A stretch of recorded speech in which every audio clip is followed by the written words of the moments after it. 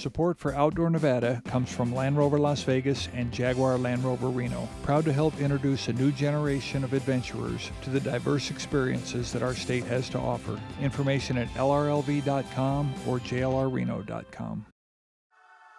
Nevada, a landscape as diverse as it is epic, where wide open nature and wild adventure call to the curious and the brave alike.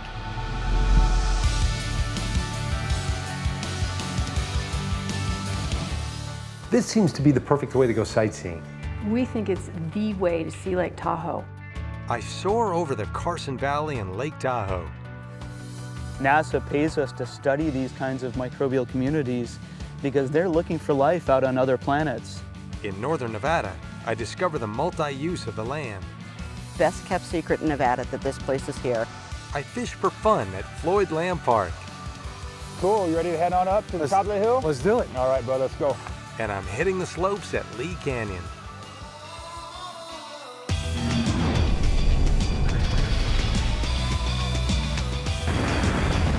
Yeah!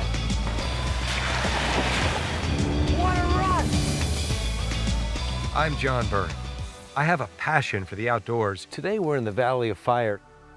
It's a mid-400. And I'm on a mission to show you the one-of-a-kind history, science, nature, and adventure you find when you step outside. This is Outdoor Nevada.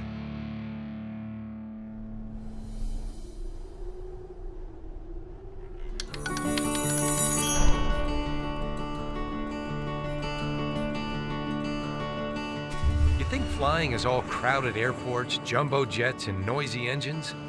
Think again. There's a quieter, more peaceful way to take to the sky.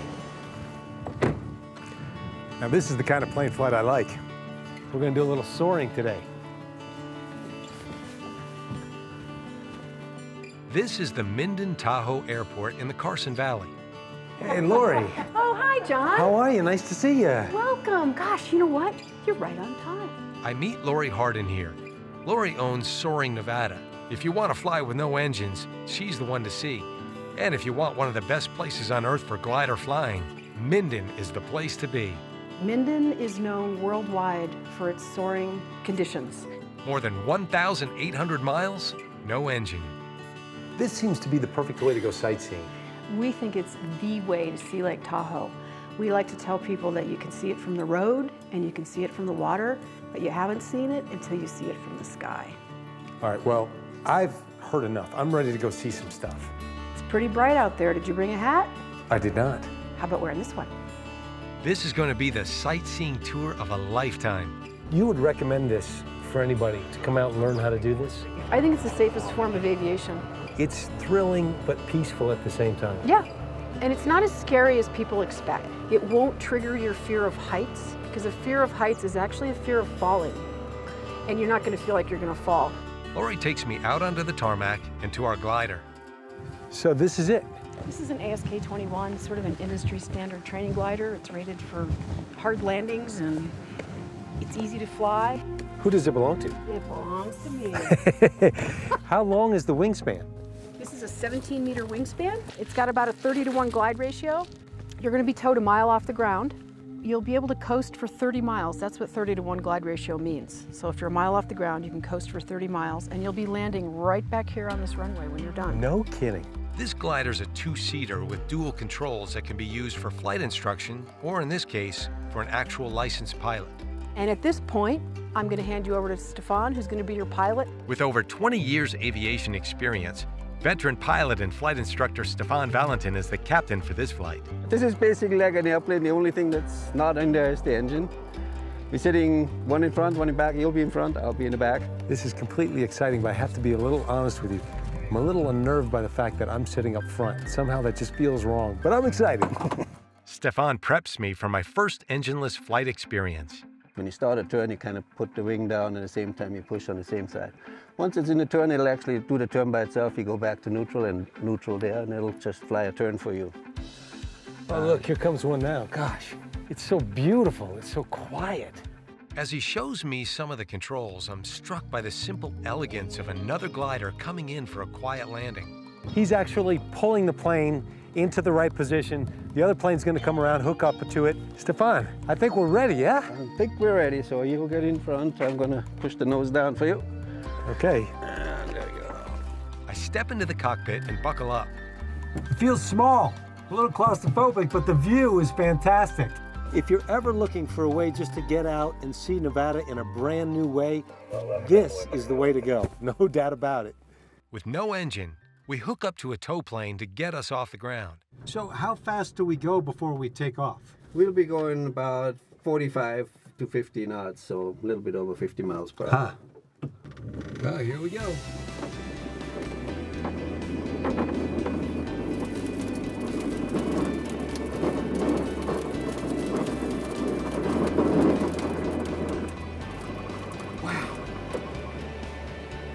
Wow, it's beautiful.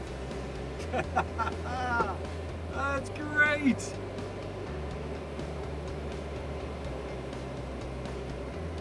That didn't take long at all. No, it's probably about 6 seconds of acceleration and we're at the speed. He's got 250 horsepower up there. And even like the airplane and us together probably is not more like a mid-sized car, 3,000 pounds together. So we have a pretty good power to weight ratio. So it takes about 6 seconds to get up in the air. At what point do you release the cord? So we wait at least till we're about 1,500 or 2,000 feet. Once we're high enough to soar on our own, we unhook from the tow plane. What's the best part of doing this? This part is, for me, is the scenery, flying around, and also like playing with the air, trying to find where the lift is. Soon, I can only hear the sound of the wind as we glide from updraft to updraft. Now you feel that's a thermal right here. Wow. Take us up a little bit. Like many birds, soaring relies on differences in air temperature and pressure. So a thermal is just sort of a heat packet. It's a little bit of hot air that just goes around up because the air around it is heavier. And you know where most of the heat packets are around here? Yeah, the general rule is the higher the mountain, the probably better the lift is. We're going to start seeing a little bit of the lake straight away. Oh yeah. That's the south part of Lake Tahoe. You may have seen Lake Tahoe on calendars or pictures. Maybe you've never seen it like this. I know I never have. Reaching our destination, Lake Tahoe, the view from a glider is even more exhilarating than I imagined. Very smooth over here, probably because of the lake. The lake produces a lot of cold air, so it stays pretty stable between there and the rim of the Sierras on the east side. We continue flying at about 9,000 feet. It's soundless and serene, but still a rush, unlike anything I've ever experienced. After flying about an hour, it's time to land. Without an engine, we only get one shot at this. If Stefan comes in too high or too low, we could crash.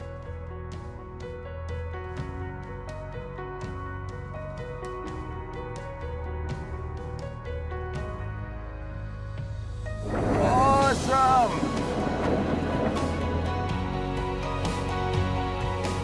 Fortunately, Stefan's a pro. As Lori promised, we land safely right where we took off.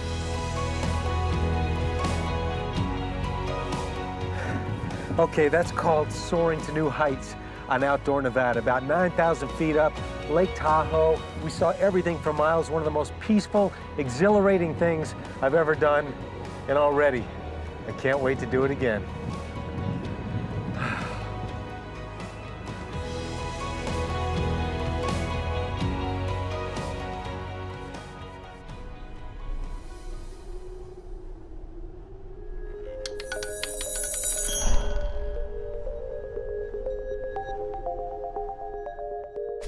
Nevada is chock full of interesting people and places.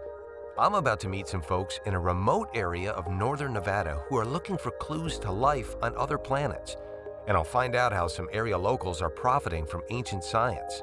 Brian, how are you? Good, how are you? Good to see you. Nice seeing you. I feel like we're in the middle of nowhere, but it's very interesting. We are in the middle of nowhere, but it's beautiful. And we ordered good weather for you. So. Well, thank you very much. That always helps. What's going on out here? What are you doing out here? Yeah, so we're doing microbiology research out here at Great Boiling Spring up in northern Nevada, and I'd like to come and tell you all about it.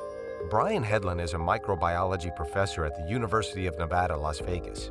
Is that steam coming off there? It's 85 Celsius now, so yeah, it's 190, wow. 200, something like that. Great Boiling Springs is a historic name for a former park that was on private property near Gerlach, Nevada. It's in an area known as Black Rock Desert, and it's home to the state's most geothermically active region.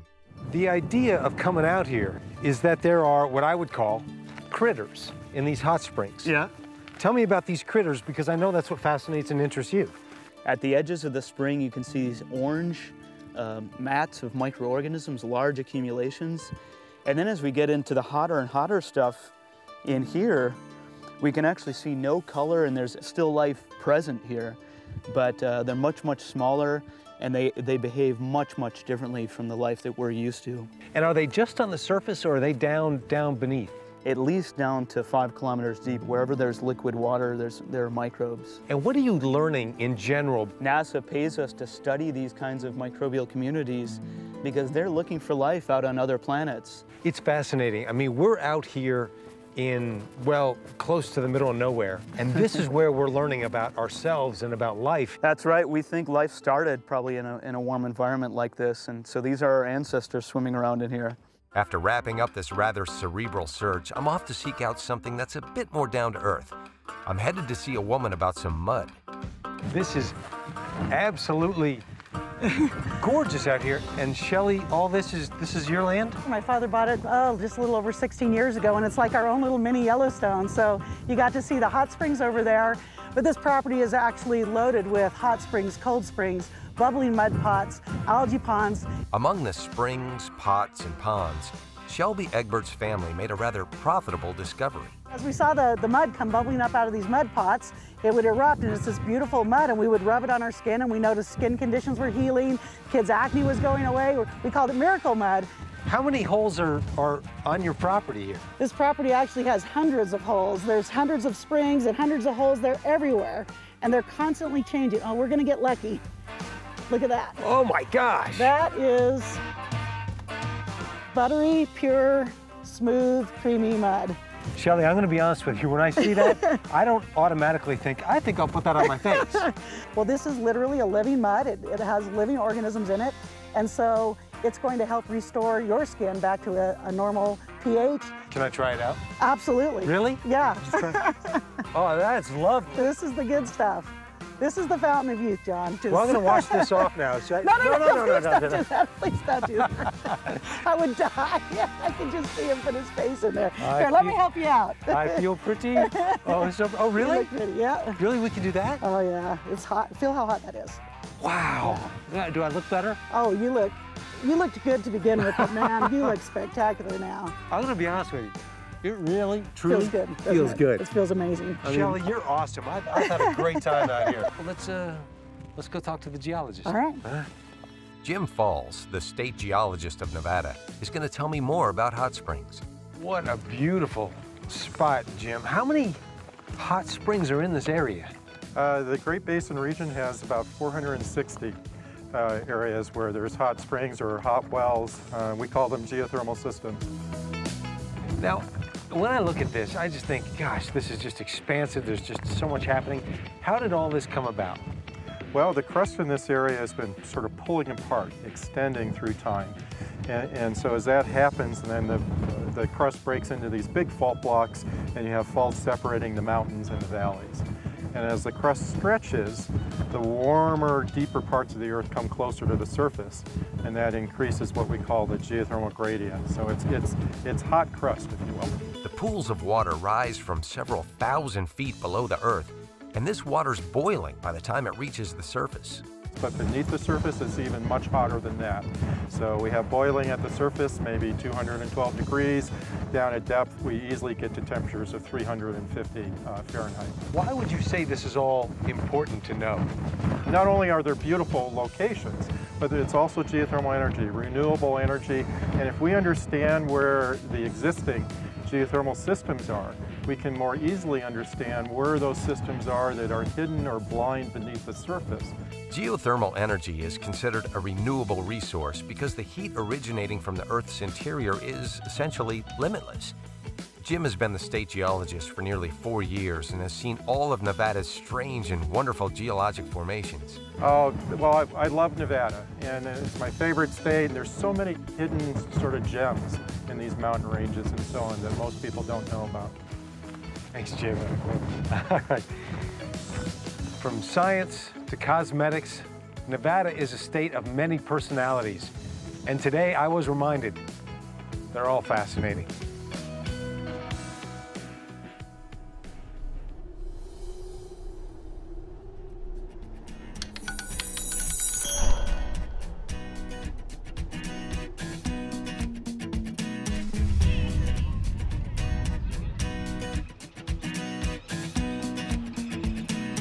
As the old saying goes, teach a man to fish, and you'll feed him for a lifetime.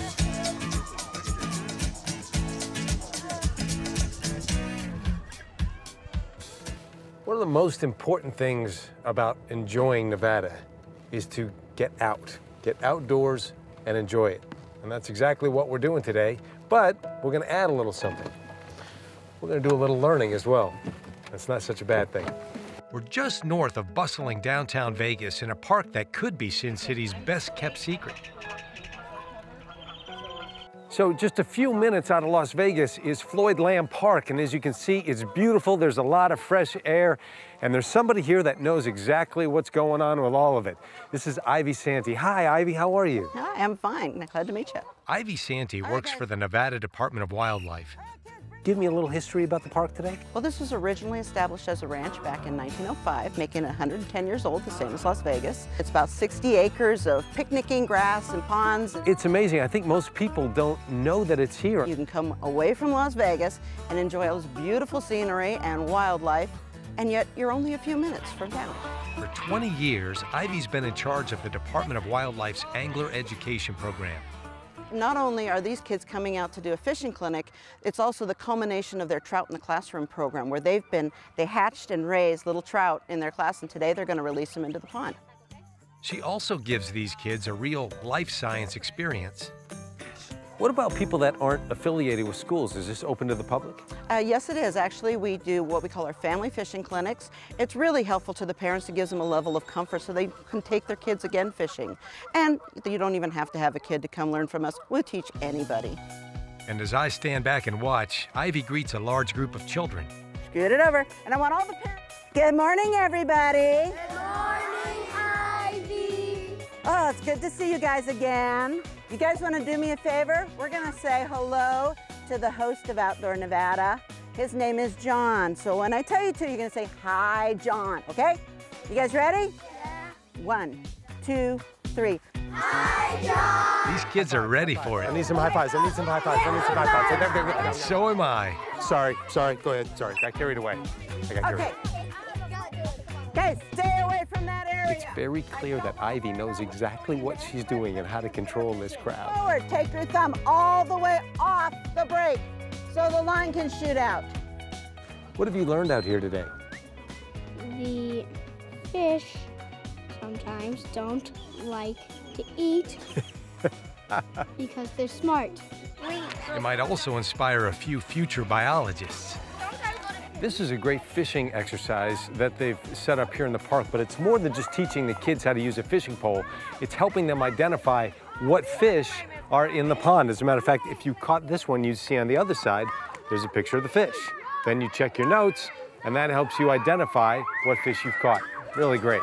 Practicing fishing technique is one thing, but raising these tadpoles from eggs gives the kids a picture of the trout life cycle no textbook can match.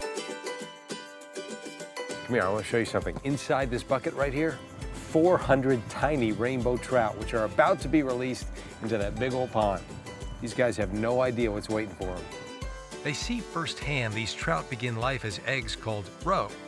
Next, hatch into alevins, or tiny fish still carrying a yolk sac. Then grow into fry. And finally, adult fish. You know, you can release your little trout from the shore, but sometimes in life, you just need a little helping hand. Right into the deep end, sink or swim. That actually feels pretty good to release a trout into the wild. I wish him well. Releasing these trout can be fun for us older kids as well. Not only are the kids having a blast today, but so are the parents and the teachers. Matter of fact, we have one right here. How are we doing today? We having a good time? Oh, we're having a fabulous time outside. What's it like to come out here and get out of the classroom and educate through the park? It's quite exciting to see it through their eyes, how excited they are to see the animals, even the geese and the fish. They're really hoping that they catch one today. What grade would you give this experience today? Oh, it has to be an A+ for me and for the students. And what grade would you give Outdoor Nevada? I would give Outdoor Nevada an A+ I also. like you. You've always been my favorite teacher. Why, thank you so much. You have been my favorite host. One big group right here in front of me. Maybe Ivy Santee and the volunteers and teachers here have figured out that the saying, teach a man to fish and he'll eat for a lifetime, is really about the act of teaching itself. It's kind of relaxing being out here, isn't it? Yeah, I like the outdoors. Why do you like the outdoors? Because the outdoors, it's peaceful. It's peaceful.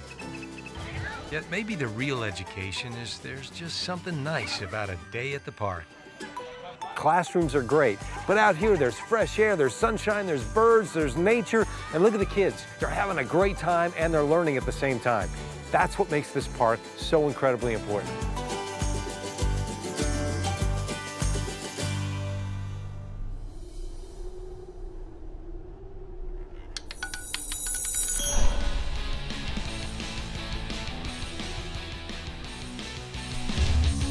Have you ever thought about skiing in Las Vegas? Today, we're going to let you in on a little secret. Lee Canyon. Greg. Hey, John, how you doing? This is Chris and Michelle, yeah? Nice seeing you. You're my instructor today, yes, sir, I am. You got your work cut out for you. Yes, sir. Nah, I'll be all right. Chris Lang is my instructor for the day. He works as a manager at the resort and has been skiing since age 11. So what's my first step? First step is going into rentals here and getting your equipment and get sized and fitted, and then meet us out on the slope. I'm going to get gacked up. I'll see you in just a little bit, especially you, Chris. Yes, sir. All right, thanks, guys. Lee Canyon is a 35-mile drive northwest of Las Vegas. The resort spreads over 385 skiable acres and reaches over 9,000 feet of elevation. Hey, guys, how do I look? John, what's up, my man? Let's hit the slopes, man. Tell you what, when was the last time you went skiing? Well, I went skiing actually about a month ago. Cool. But before that, it had been a couple of years. All right. So what we're going to do is I'm going to go through some movement patterns, see what you know, see what you don't know, and then I'm just going to teach you to ski better. And the better you ski, the more fun you have. Before the fun starts, I have to get into my skis. There's a little acronym. It's called TGIF, right? It usually stands for toes go in first. So what we're going to do is we're going to put our foot in here and push down till you click, push in, push down till you click. TGIF, toes go in first. There you go. A few more pointers on posture and balance. There is a phenomenon up here at the mountain that our butts follow our eyes. So if we look down at the ground, that's usually where we're going to end up. And it's such beautiful scenery, we want to see what's going on. And I'm ready for the bunny slope.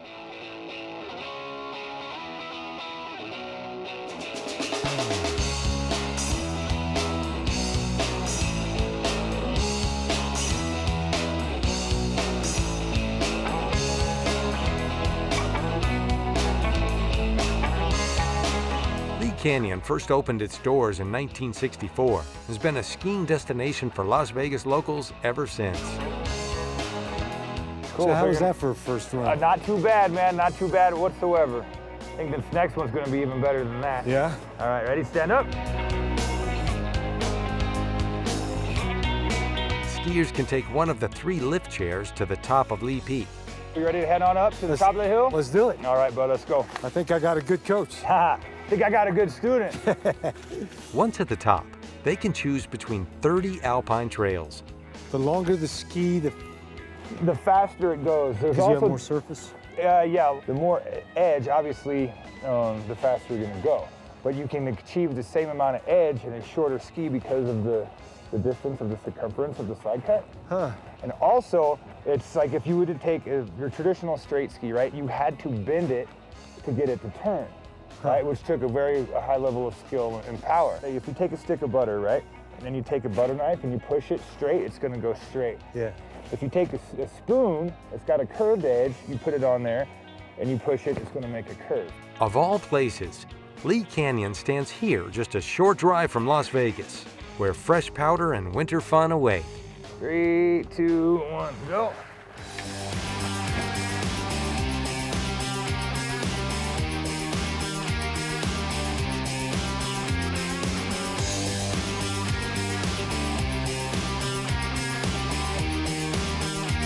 Hey, Chris, that was awesome. Well done, my friend. You did awesome. That's because I had a good coach. I really appreciate it. Hey, man, anytime, come back and see us again. You know we will. Thanks, Take care, man.